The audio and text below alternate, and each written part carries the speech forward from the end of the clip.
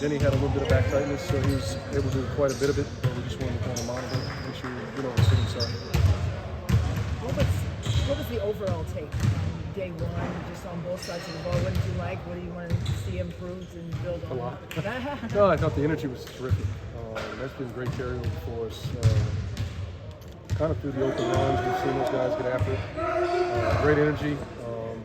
Got through some of the drill stuff, and then we go live, of course, lose a little purpose, lose a little bit of the carryover that we want. That's to be expected in day one of training camp. There's a lot of new things for a lot of new guys. So overall, very positive the first day. Just we know that we've got a lot of work in front of us. What specifically did you like from Cruz today? Well, he was playing a lot of different positions, and I think that's been one of his strong suits. Making decisions with the ball, quarterbacking our offense, playing in the open floor. So a lot of what we've seen already, see carryover from last season, it's a huge positive. How will screen setting work this year with Kristaps gone? Well, he wasn't our only screener, but Right. I think we still have to make sure that it's a high priority creating an advantage on or off the ball. So if it's ball screen, if you're screening to create separation for the catch and shoot situation, we've got to make sure we read levels, read how the defense is guarding us. But I think it's got to be a priority for us to help each other out there, whether it's cutting, screening, making the extra pass, all those things that I think come into team ball. I think defense comes up when we've been asking you and Will about what you need to see from Cruz this season. What does he have to do to take the step? I think Will said defense has to be more of an anchor. Yeah, you know what, he's been, we've seen it, the last 2 years. He can be elite, with his ability, his size. We have to find a way for him to get more consistent. And, some of that's just, maybe taking a little less of the onus of the offense. Now you have a little bit more legs to lock in and defend at a high level for as close to 48 as possible.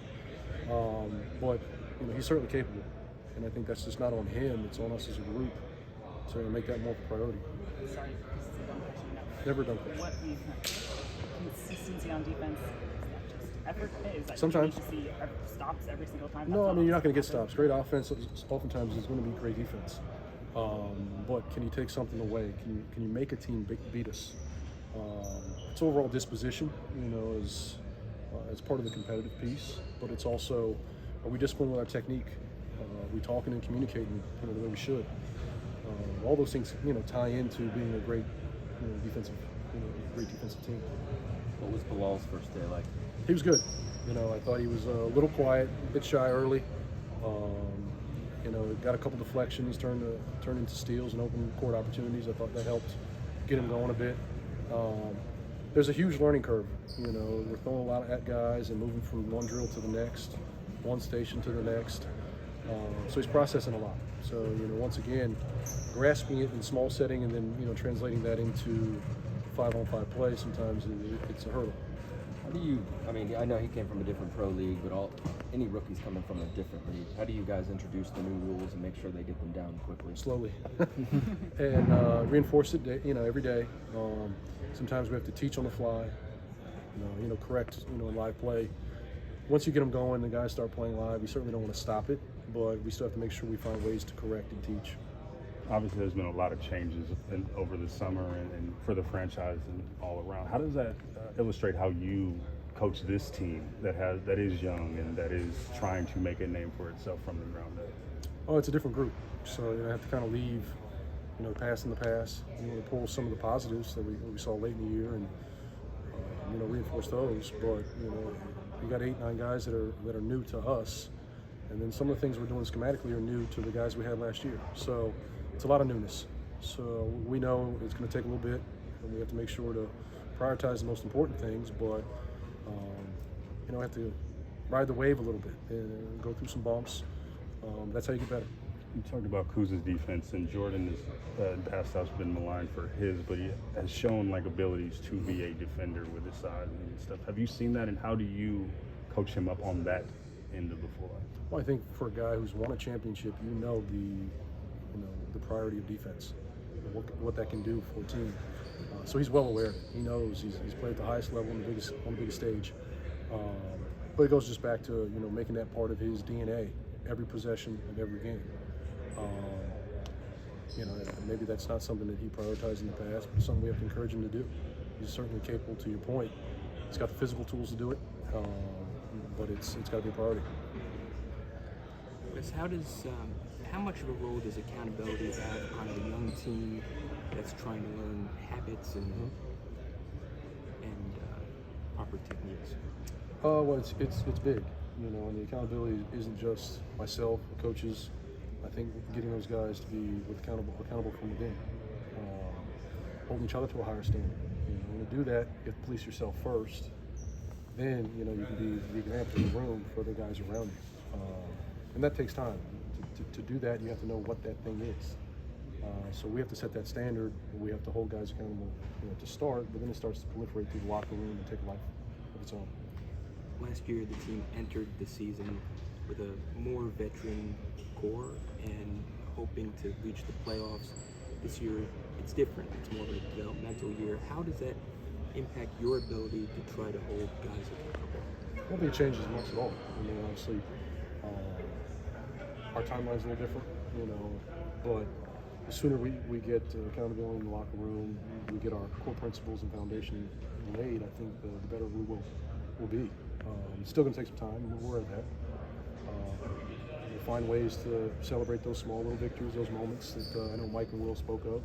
Our guys are aware of that, and some of those measures might not be obvious to the general public, but we'll know, and we'll continue to celebrate those. Hey, Wes, at what point during camp or maybe the preseason do you start looking at situational 5-man units that you might play? We already have. You already have. Yeah, and I think, you know, it gives us the flexibility right now in training camp.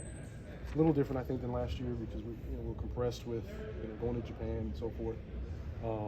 We have what feels like more practice time, and in doing that, it allows us to play with different combinations. Excuse me, and toy with some different ideas. And I think it's great for this group, you know, to put them in disadvantaged situations, make them play a different way, kind of figure it out on the fly. That's going to give us an opportunity to see what works, what we like, what they like, and what's most effective for each of our guys. What does Patrick Baldwin Jr.'s untapped potential look like for you in the staff? He obviously he's got the shooting piece. I think he can be a rim protector, positional defender. He's going to stretch the defense with his shot making, but I think there's more layers to that. You know, for him, even for guys 20 years old, he's got a lot of upside. Coach Gallen already said a couple times yesterday that he's going to try to play a little bit more of the 5.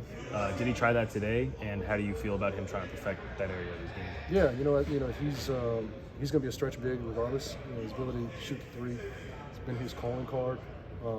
It puts, you know, most traditional bigs in a bind, but he'll embrace the physicality of that position. I think it's learning what we do tactically. You know, I think he's aware of what that is. It's just what we call it. So getting those reps under his belt, being able to quarterback the defense from a different perspective, from the bottom up, talking to the guards, articulating commands, kind of a traffic cop. It's just a different spot from his vantage point from being spaced or out on the top of the floor. Thank you.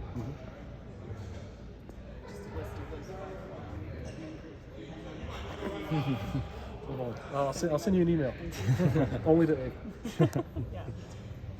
You mentioned last week that you guys are going to be doing some more different schematic work. Where are going to be the biggest changes?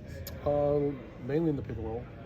I'm not going to get into detail of it, but primarily how we're guarding pick and rolls, prioritizing our paint a little bit more. I thought we had an elite level rim protection last year. Don't have the same roster composition, so I think we have to prioritize our paint.